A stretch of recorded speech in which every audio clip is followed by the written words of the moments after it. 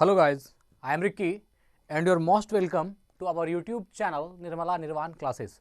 आज हम लोग फिजिक्स देखेंगे और बड़े खुशी की बात है कि आज हम लोग फिजिक्स का एक नया चैप्टर है जिसको हम लोग ऑप्टिक्स बोलते हैं, प्रकाश कहते हैं। तो आज प्रकाश को देखेंगे और प्रकाश का एक छोटा सा चीज़ जो हम लोग अभी आज के इस वीडियो में देखेंगे कि प्रकाश क्या है और किन किन वैज्ञानिकों ने प्रकाश के बारे में क्या क्या अपना मत दिया और जो इनके और भी गुण हैं वह किन किन साइंटिस्ट ने उनके गुण को किस प्रकार जो है प्रयोग में देखा, क्या क्या किया, इन चीज़ों को समझेंगे। तो चलिए स्टार्ट करते हैं कि प्रकाश क्या है, लाइट क्या है। तो सबसे पहला प्रश्न उठता है लाइट क्या है। चलिए इसको समझते हैं। तो जैसा कि जानते हैं प्रकाश हो, ऊर्जा हो, यह सभी, प्रकाश हो, साउंड हो, ये सभी क्या है, एक एनर्जी है। तो प्रकाश भी क्या है, एक एनर्जी है, अर्थात प्रकाश भी एक ऊर्जा है। तो अब प्रकाश अगर ऊर्जा है, सिर्फ यह कह दे तो काम नहीं चलेगा। तो प्रकाश क्या है, प्रकाश एक वेव भी है, प्रकाश एक तरंग भी है। और यह जो ऑप्टिक्स है यह कैसा वेव है, यह कैसी तरंग है, तो यह जो है यह एक विद्युत चुंबकीय तरंग है, इलेक्ट्रोमैग्नेटिक वेव है। प्रकाश क्या है, यह एक विद्युत चुंबकीय तरंग है। तो प्रकाश क्या है, तो आप पहला कह सकते हैं प्रकाश एक ऊर्जा है और दूसरा क्या है, प्रकाश एक तरंग भी है, एक वेव भी है।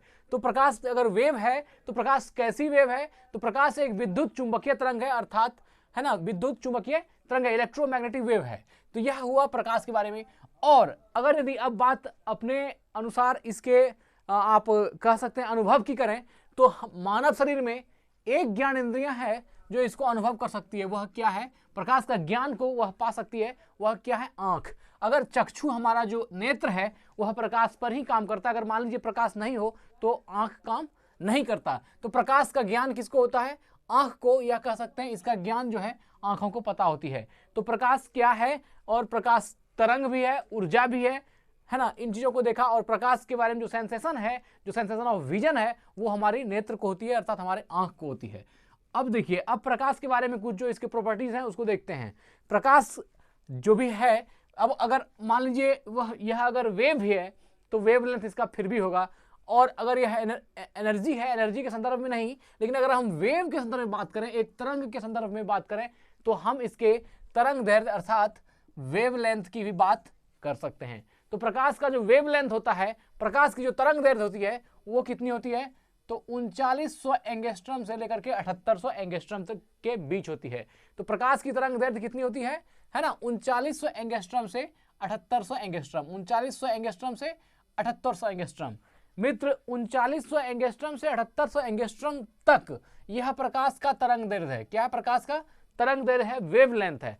अगर यदि आप प्रकाश के इंद्रधनुष के सातों, रेनबो जो है उसके सातों कलर को आप अगर अच्छे से स्टडी करें और सबके वेवलेंथ को देखेंगे तो आप पाएंगे कि सबसे कम जो है बैगनी का है, जो 3900 एंगस्ट्रम से स्टार्ट होता है, और सबसे अधिक तरंग दैर्ध्य, सबसे अधिक वेवलेंथ जो होती है वह रेड कलर की होती है, जो 7800 एंगस्ट्रम होती है। तो उसी के बीच में सारा कलर आ जाता है ना। रेनबो में आप जो विवग्योर लिखते हैं उसमें जो है आपका सारा कलर आ जाता है। तो वह 3900 एंगस्ट्रम से स्टार्ट होकर के 7800 एंगस्ट्रम के बीच आती है, और सबसे कम बैगनी का है, और सबसे ज्यादा तरंग दैर्ध्य, सबसे ज्यादा वेवलेंथ वह रेड की होती है।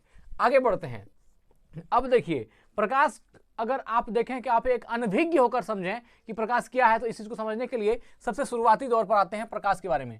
तो सन 1637 ईस्वी में, कब, 1637 ईस्वी में दकार्ते एक वैज्ञानिक हुए। दकार्ते ने प्रकाश का कणिका मॉडल प्रस्तुत किया।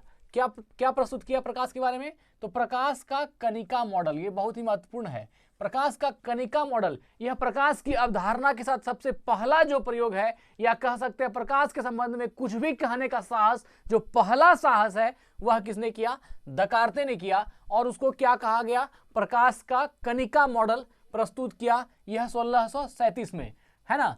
और यह जो प्रकाश का कणिका मॉडल प्रस्तुत किया दकार्ते ने, साथ ही इन्होंने स्नेल के नियम को भी व्युत्पन्न किया। किसको, स्नेल के लॉ, स्नेल्स लॉ को भी व्युत्पन्न किया, अर्थात स्नेल्स के लॉ को भी इसने क्या किया, व्युत्पन्न किया। तो यहां पर आप सबसे पहले प्रकाश के बारे में दकार्ते ने 1637 में प्रकाश का कणिका मॉडल प्रस्तुत किया, जो कि स्नेल के नियम का भी व्युत्पन्न था। ठीक है, आगे देखते हैं।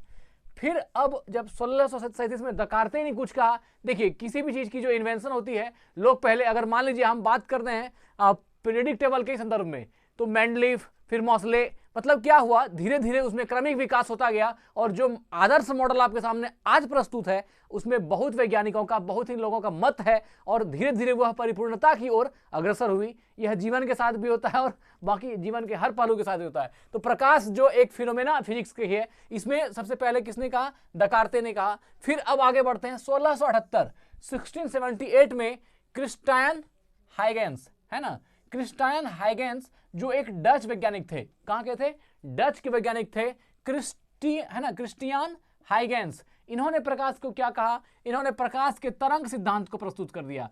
किसको प्रकाश तरंग सिद्धांत। तो आपसे प्रश्न कंपटीशन में पूछा जा सकता है, प्रकाश के तरंग सिद्धांत को किसने प्रस्तुत किया, तो क्रिस्टियन हाइगेंस जो एक डच वैज्ञानिक थे। और प्रकाश का कणिका मॉडल किसने प्रस्तुत किया, तो यह दकार्ते ने 1637 में, दकार्ते ने 1637 में। और प्रकाश का तरंग सिद्धांत तो क्रिस्टियन हाइगेंस ने जो एक डच वैज्ञानिक थे 1678 में।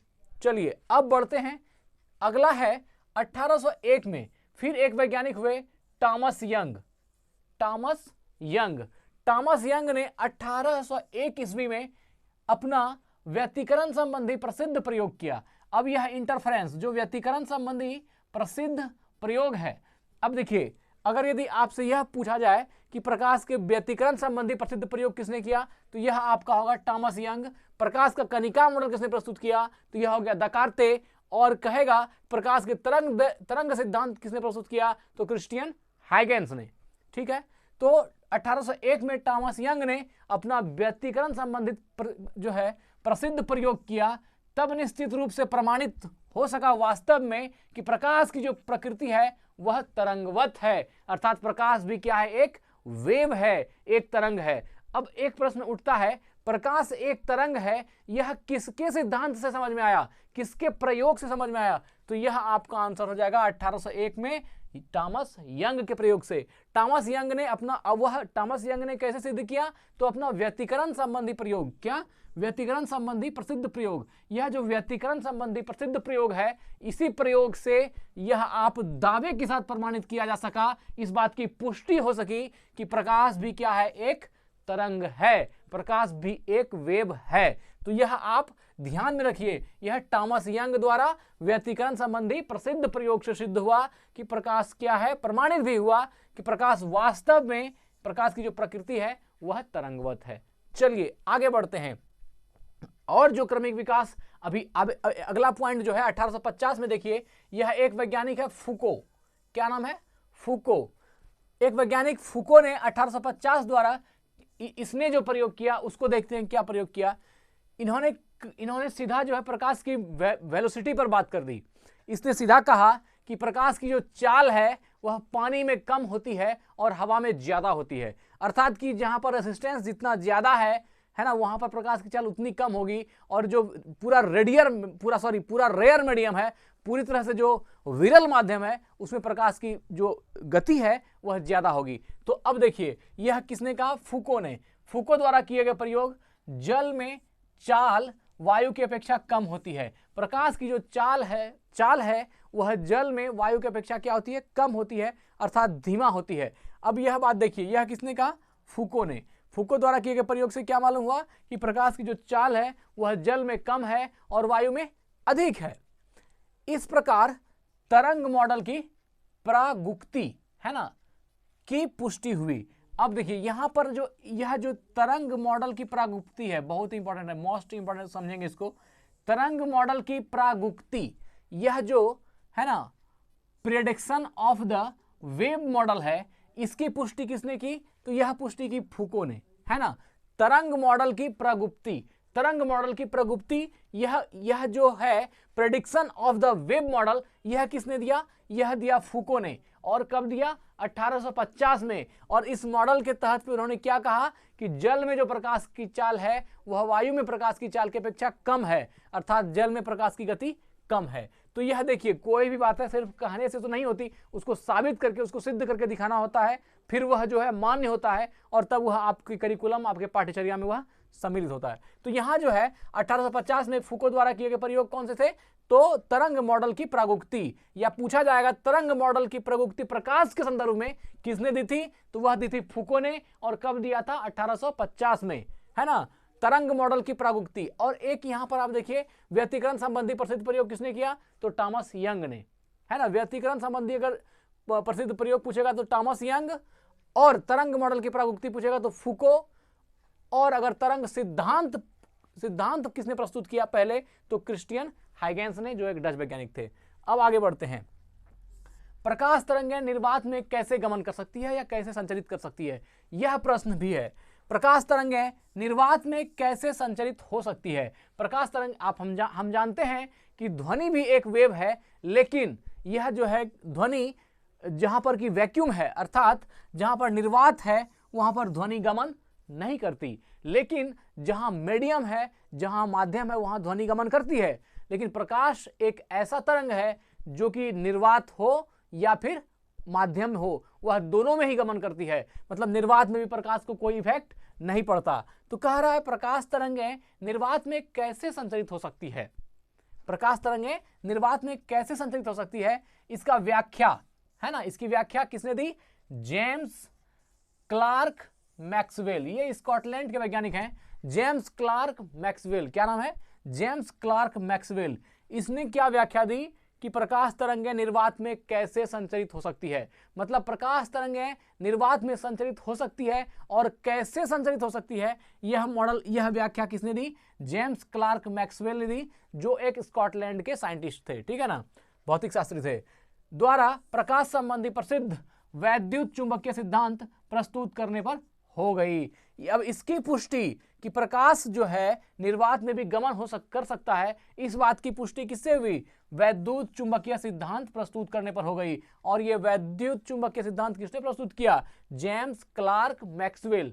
जेम्स क्लार्क मैक्सवेल ने प्रकाश पर वैद्युत चुंबकीय सिद्धांत प्रस्तुत किया, और उसी के आधार पर यह कहा गया कि प्रकाश तरंगें निर्वात में भी संचरित होती है। और इसके लिए हमेशा यह जरूरी नहीं है कि कोई ना कोई माध्यम हो तभी प्रकाश गमन करेगी, ऐसी कोई बात नहीं, अर्थात प्रकाश जो है निर्वात में भी गमन करेगी। तो अब देखिए इस लास्ट पॉइंट में सिर्फ यही बात है कि प्रकाश तरंगें निर्वात में कैसे संचरित हो सकती है, तो यह व्याख्या दिया जेम्स क्लार्क मैक्सवेल ने, और इस किसके द्वारा यह जो दिया गया, यह द्वारा प्रकाश संबंधी प्रसिद्ध वैद्युत चुंबकीय सिद्धांत के द्वारा, प्रसिद्ध वैद्युत चुंबकीय सिद्धांत के द्वारा प्रस्तुत करने पर हो गई। तो अभी मित्र हम इस वीडियो को यहीं छोड़ते हैं, ये लंबा हो जाएगा। अभी यह जो पॉइंट है, प्रकाश तरंगें निर्वात में कैसे संचरित हो सकती है, इस बात की पुष्टि हम इसको यहीं से अगली वीडियो हमारा स्टार्ट होगा कि प्रकाश तरंगें निर्वात में कैसे संचरित हो सकती है, और इसको व्याख्या रूप से बहुत ही अच्छे ढंग से देखेंगे। और मैं इस बात का गारंटी लेता हूं कि आपको ये चीज अच्छे से समझ में आएगी कि प्रकाश निर्वात में गमन क्यों करती है, इसके पीछे लॉजिक क्या है, इसको हम लोग इसके अगले वीडियो में देखेंगे। तब तक हम इसको यहीं एंड करते हैं इस वीडियो को, और यहीं आज की पानी को विराम करते हैं। धन्यवाद, स्वस्थ रहें, अपना ख्याल रखें, थैंक यू।